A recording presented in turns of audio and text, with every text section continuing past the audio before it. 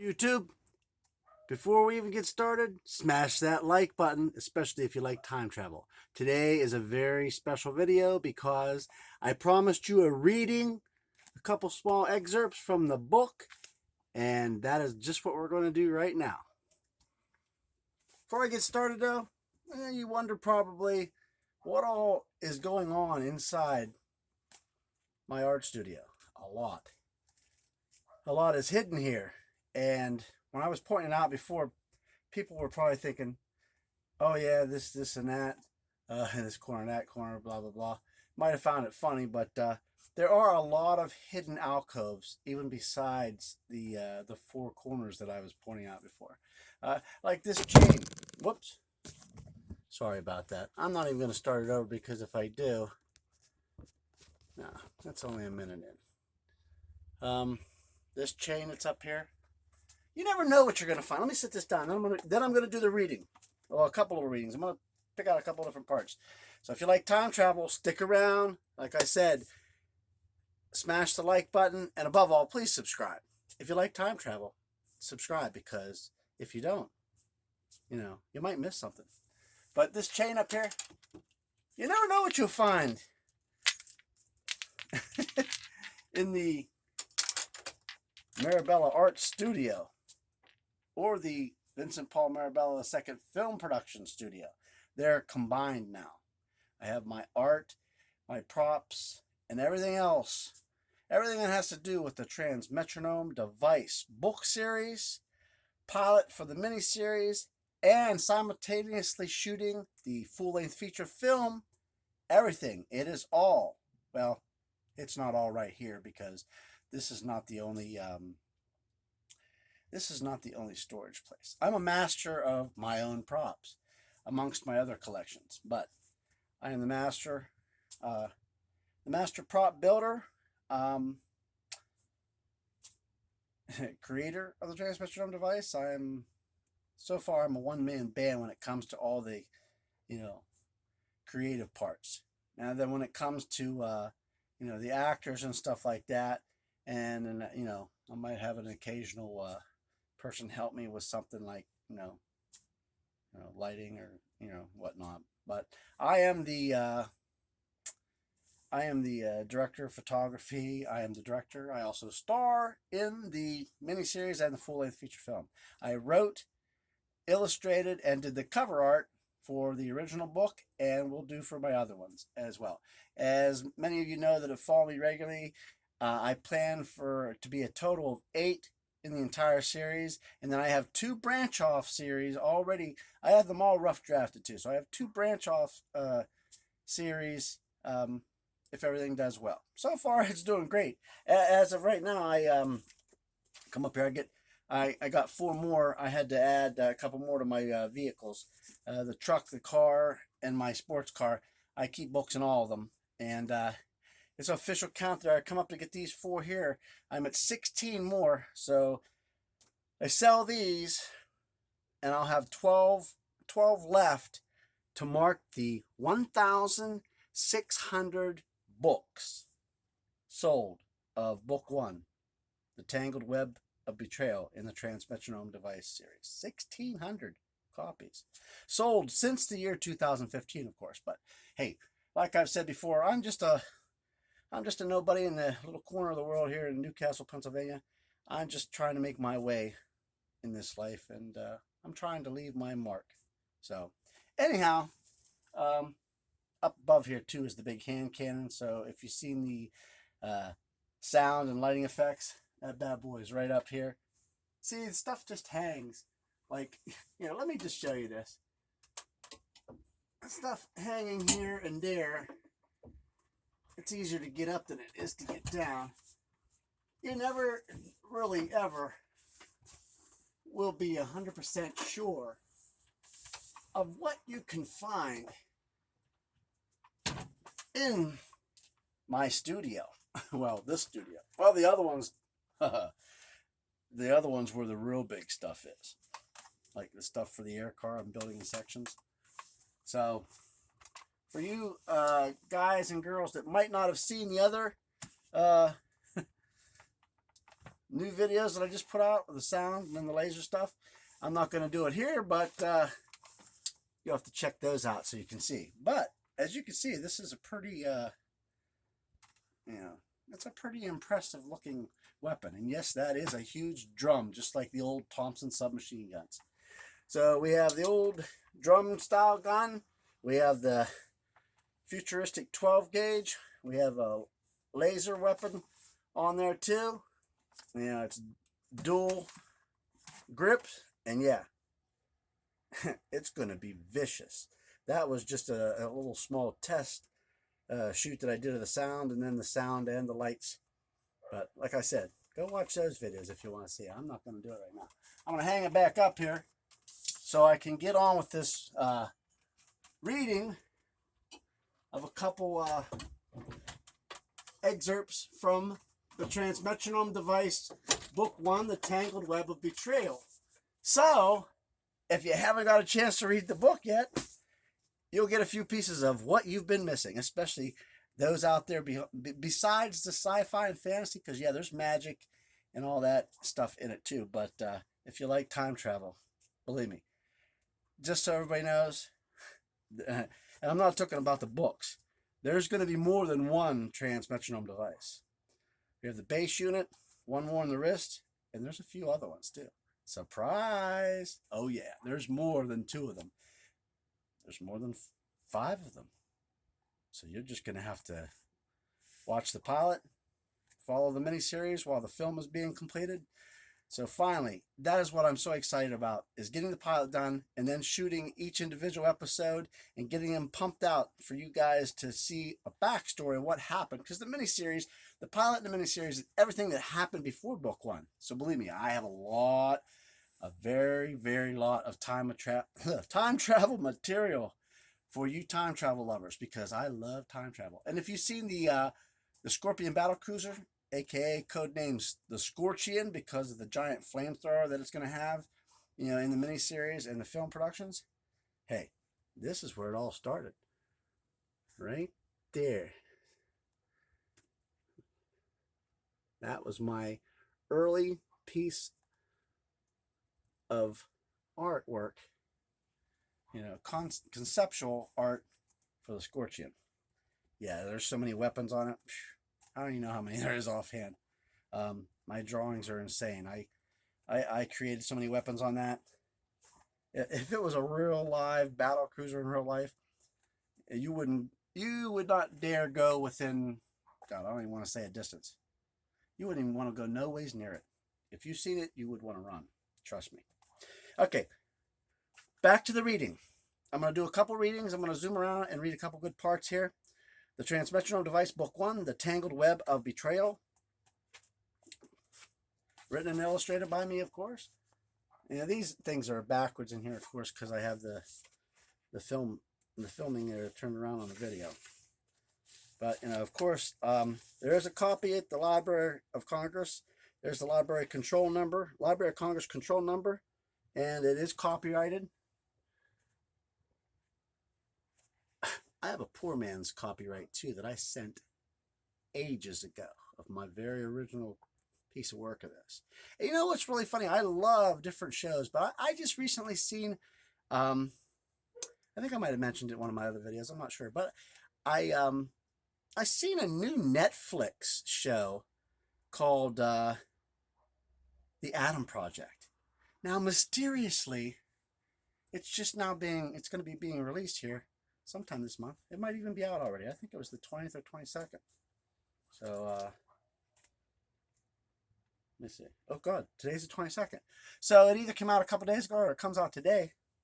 I'm going to be watching it in its entirety so I can see it. But when I watched the trailer, I was shocked. Not that Hollywood or anybody like that would ever do such a thing, but there's a lot going on in that story that I already created years ago. But we'll see how much of it. I hope they didn't infringe on any of my creations.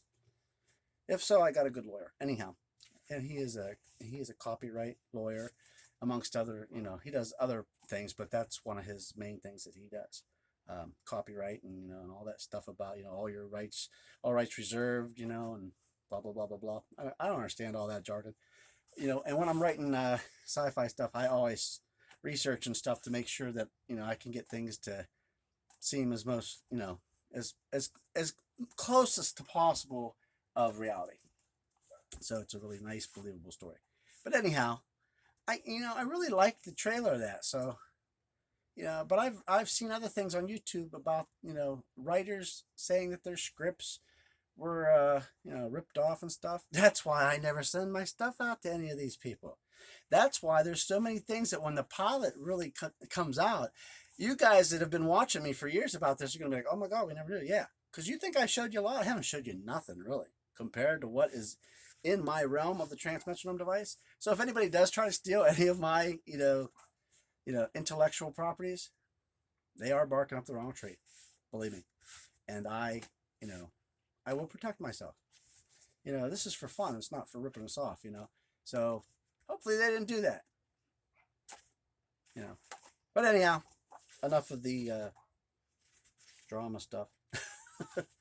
Let me pick a good thing out here. As most of you know, the original movie teaser on my Facebook page, Mirabella Arts page. I share stuff on my Vincent Mirabella page and my old Vincent Mirabella second page. A couple of the other ones have been compromised, so they got hacked into it or whatever, my regular pages. But anyhow, most of you know that you've been following my stuff. You know that everything that was in that original movie teaser that almost has 7,000 views, 80% of that is all, right in the prologue, with the, little young Arthur.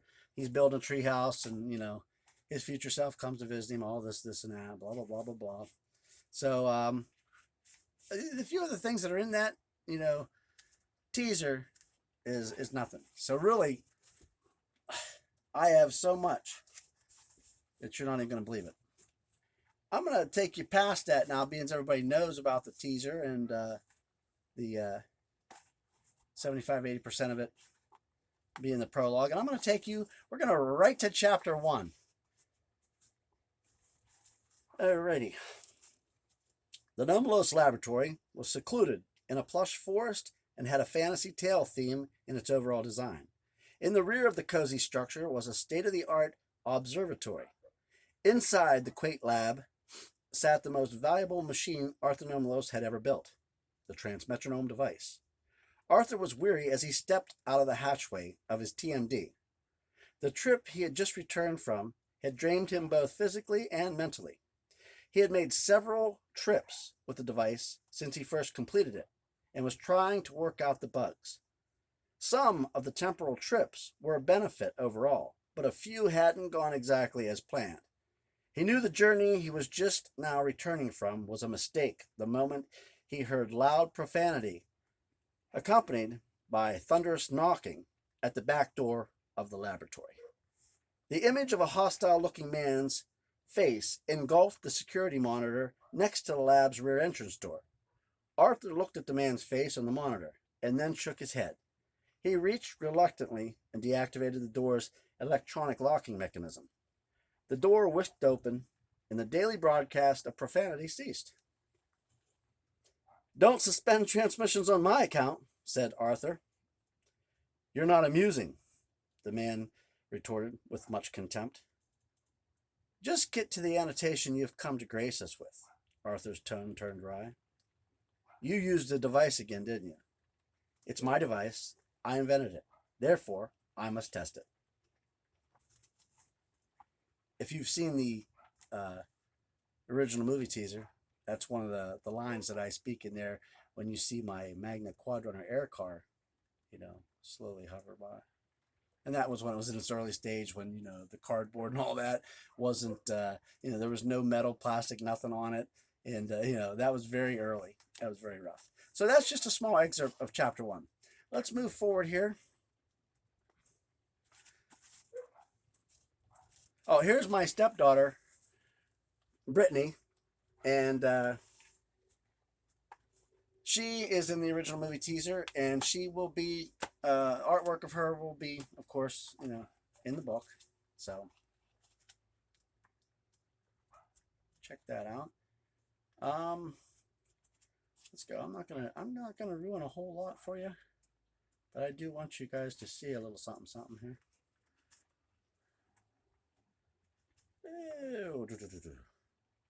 All right, let's go right up to chapter 13. Oh, lucky number, huh?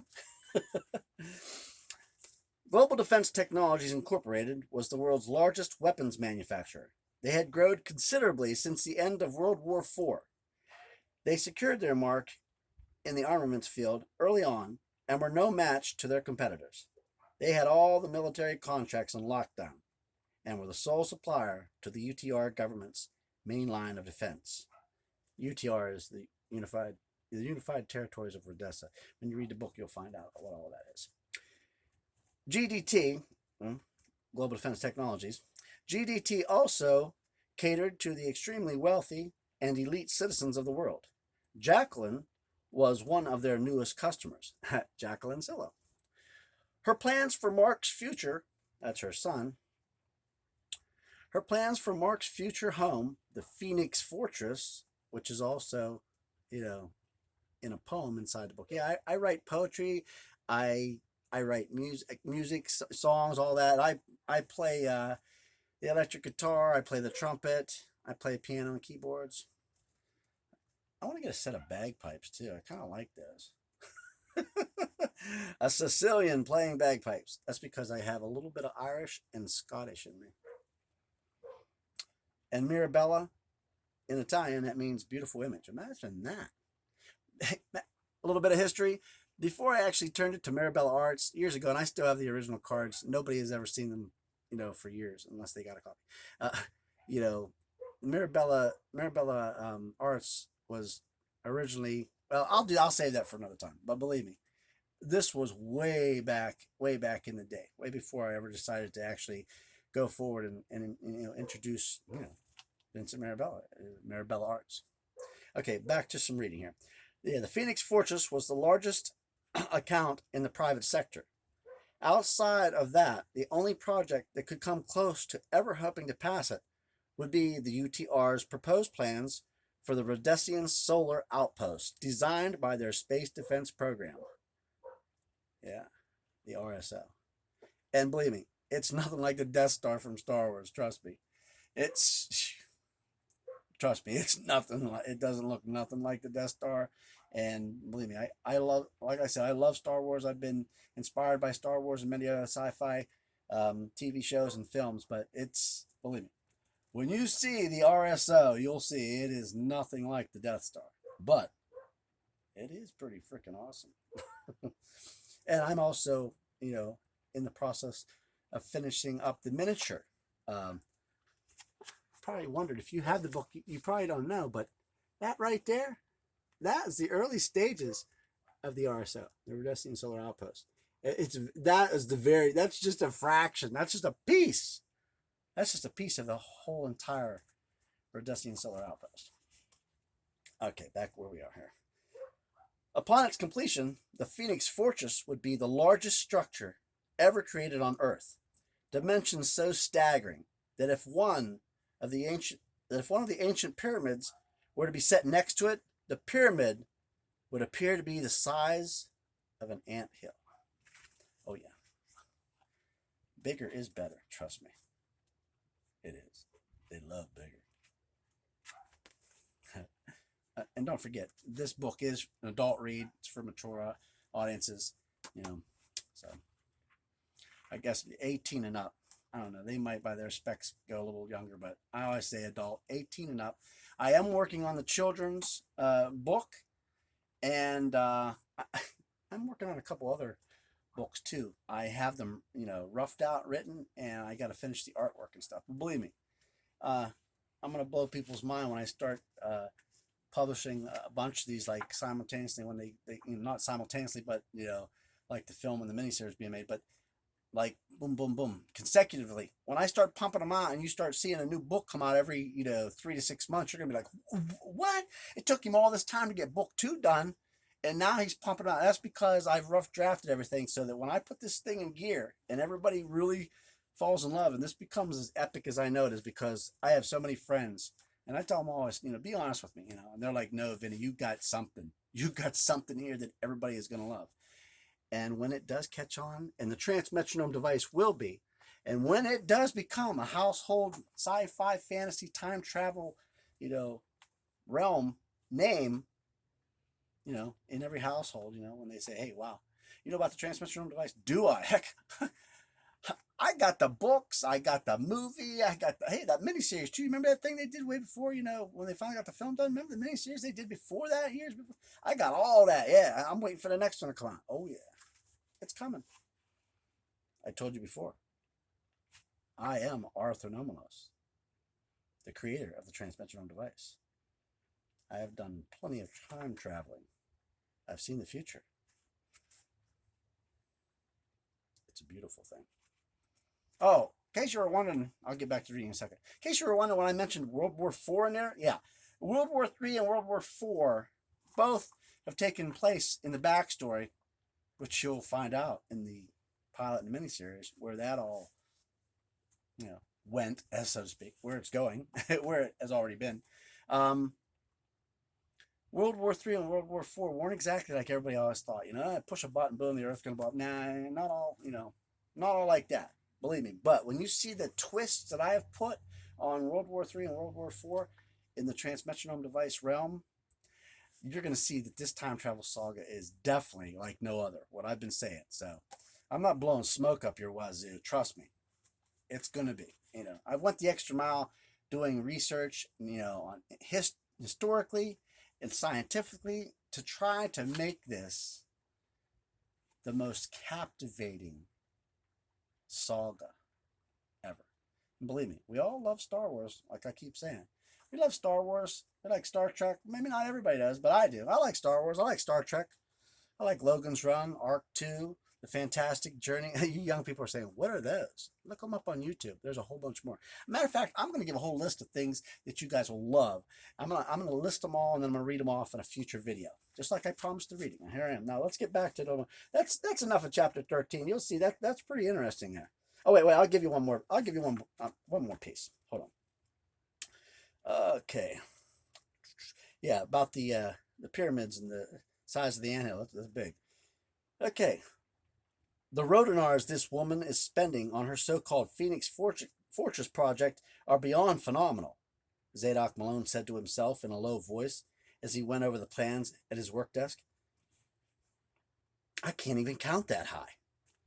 Zadok couldn't believe his eyes as he continued to examine the extravagant hollow prints for the fortress. No expense was spared in its design. It would have everything imaginable, from lift tubes to... Oh, I don't want to say that. Well, I can say it because it's copyrighted. From lift tubes to anti-grav cleansers. And there's a special spelling for that. Got to get the book to say it. The estimated time of completion for the subjugating edifice spanned a decade. The Rodarian economy would be stimulated immensely by the multitude of new jobs it would create. Believe me, I've thought of so many things to make this a gripping saga. Oh, for you local Newcastle surrounding Lawrence County people, you guys probably, most yins, if not, maybe not all know, but the majority of people that live in Newcastle, Lawrence County, know Gallo's Italian Villa. And a lot of people, might not know, but I did a show, I did an independent, convention at one of his, in one of his big, whatever you call it, the banquet rooms there. And we had pizza and wings and, all you could eat pizza and wings, with, the admission. They bought a ticket, admission. I think the admission price was I think it was $12. I still have some of those around here. I'm gonna have to dig them out because I did promise to show them. I think on an earlier video. I will get them out so you guys can see them. I still have, a little stack of them left out of a huge stack I had. So it wasn't a complete sellout, but it was nice size for my very first independent show, and donated a lot of a lot of money. Well, it wasn't a whole lot to some people, but it was pretty good for my first show. I donated a lot of money. That was made, made specifically the money that was raised in the little penny auction we had there, a few $100s, sent it so it would, benefit young people of Pittsburgh Children's Hospital. Thanks to Danielle Volkar and her husband that came up representing the local Rebel Legion of the Pittsburgh area. They made that happen. They took the donation that we raised and made sure that the Children's Hospital got it to help the kids out. Anyhow, yeah, back to I get sidetracked. Gallows Italian Villa. As people might know that have read the book, but some people don't realize still that probably go to Gallows.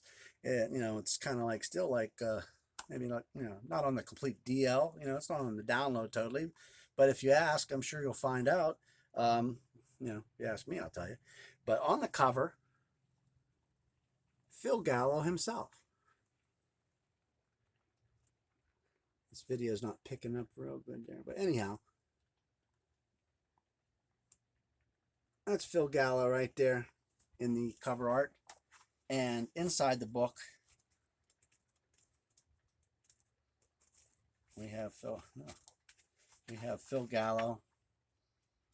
Oh, but by the way, yeah, Phil Gallo is, I contracted with him years ago. He was, he bought the first copy of my book. And I still have, right up on my wall over here, the light's by, right up on my wall here, I still have the dollar bill. I'm going to show you here as soon as I get done reading here. I still have the dollar bill that, it was, you always keep, when you have a new business, most people know that first dollar, you save the first dollar out of the, the wad of money that you get in the first sale of the new business, mine being the new business of the book. Then I saved that dollar, and he wrote something special on there. I'll save that towards the end of this video. So continue watching so you don't miss that. I'm looking for the piece of artwork inside here of Phil Gallo. Yes, he is playing the crime boss in the story. And yes, I contracted with him. It's going to be really cool to have him, in the film and the miniseries too. I already talked to him about that. Here it is. If you got the book, you already know. Page 101. Phil Gallo. There he is. And his character that he's playing in the film and the miniseries is Gino Roselli. All right, let's do another reading here. We'll do one more reading, and then I'll show you that dollar bill that, when he bought the very first book. I'll get that out and show it to you there before this video ends here.